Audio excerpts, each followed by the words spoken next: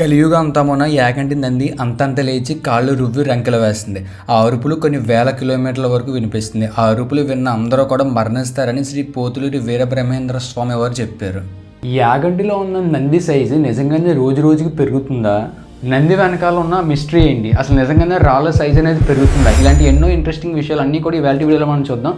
కొత్త వాళ్ళు ఎవరైనా వస్తే మన ఛానల్ ఇప్పుడే సబ్స్క్రైబ్ చేసుకుని పక్కన బెల్ ఐకాన్ ఆన్లో పెట్టుకుని మనం లేట్ చేయకుండా వీడియోని అయితే స్టార్ట్ చేద్దాం.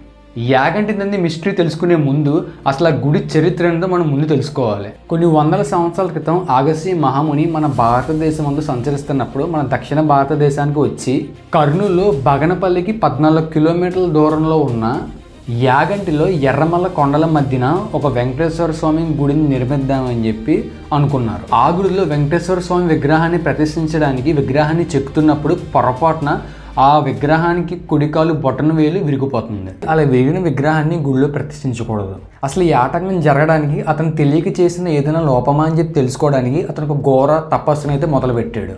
కొన్ని రోజులకి తన తపస్సుకు మెచ్చి సాక్షాత్తు ఆ మహాదేవులే ప్రత్యక్షమయ్యి, నువ్వు చేసిన వెంకటేశ్వర స్వామి విగ్రహం గురించి నువ్వు చింతించకు, ఈ ప్రదేశం నా కైలాసానికి పోలి ఉన్నది, ఆ ఆలయంలో నా విగ్రహాన్ని ప్రతిష్ఠించు అని చెప్పి మహాదేవుడు సాక్షాత్తుగా ఉమామహేశ్వర విగ్రహంగా మారారు.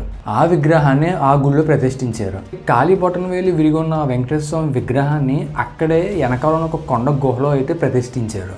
ఆ గృహనే అందరూ వెంకటేశ్వర గృహ అని పిలుస్తారు. కొన్ని రోజుల తర్వాత ఈ విగ్రహానికి ఎదురుగా ఒక నంది విగ్రహం స్వయంగా వెలిసింది. ఇది ఆ గుడి చరిత్ర. అక్కడ ఉన్న ఈ స్థల పురాణం ప్రకారం అక్కడ వాళ్ళందరూ చెప్పే కథ అయితే ఇది. ఈ గుడి గురించి అక్కడ వెంకటేశ్వర గృహ ఉంటుందని చెప్పాను కదా, ఆ గృహ పక్కనే ఇంకో గృహ ఉన్నది. దాన్ని శంకర గృహ అని పిలుస్తారు. ఆ గృహలో చాలా కాలం పాటు బ్రహ్మంగారు నివసించేవారని చెప్పి, అలాగే బ్రహ్మంగారు వాళ్ళ శిష్యులకి జ్ఞాన బోధన చేసేవాళ్ళు అని చెప్పి అక్కడ వాళ్ళు చెప్తుంటారు.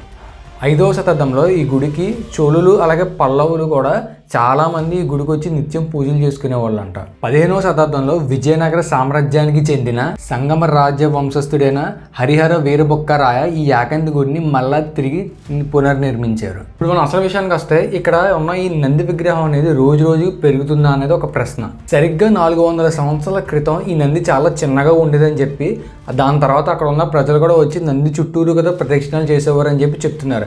అండ్ అలాగే ఇప్పుడు ఆ నంది సైజు పెరిగిపోవడం వల్ల దాని చుట్టూరు ప్రదక్షిణాలు తిరగలేకపోతున్నాం అని కూడా చెప్తున్నారు. కానీ నిజానికి అప్పుడు చిన్నగా ఉన్న ఈ నంది సైజు అండ్ అలాగే ఇప్పుడు పెద్దగా ఉన్న ఈ నంది సైజు రెండింటిని కంపేర్ చేసి చూడడానికి అప్పుడు చిన్నగా ఉన్న ఈ నంది ఫోటో కానీ పెయింటింగ్ కానీ మన దగ్గర ఇప్పుడు ఏదీ లేదు. అలా ఫోటో ప్రూఫ్ అండ్ అలాగే పెయింటింగ్ ప్రూఫ్ లేదని చెప్పి ఈ నంది సైజు పెరగట్లేదని చెప్పడం అనడానికి కూడా వీల్లేదు.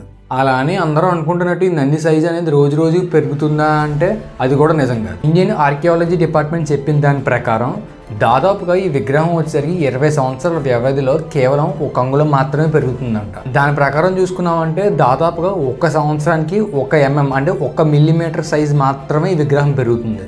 అయితే ఇక్కడ అసలు ప్రశ్న ఏంటంటే, ఇక్కడ రాళ్ళు నిజంగానే పెరుగుతాయా అంటే, మీరు యూరోప్లో చూసుకుంటే రొమేనియా అని చెప్పి ఒక కంట్రీ ఉన్నది.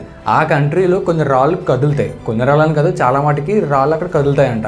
అండ్ అలాగే ఆ రాళ్ళకి సెపరేట్గా ఫ్యామిలీ ఉంటుంది. ఇక్కడ మీరు షాక్ అవ్వాల్సిన విషయం ఏంటంటే, ఆ రాళ్ళకి చిన్న చిన్న పిల్లలు కూడా పుడతాయంట. ఇది ఇవాళ వీడియో. ఈ వీడియో మీకు నచ్చితే లైక్ చేసి షేర్ చేసి మన ఛానల్ సబ్స్క్రైబ్ చేసి పక్కన బెల్ ఐకాన్ ఆన్లో పెట్టిన మన నెక్స్ట్ వీడియోలో మళ్ళీ కలుద్దాం.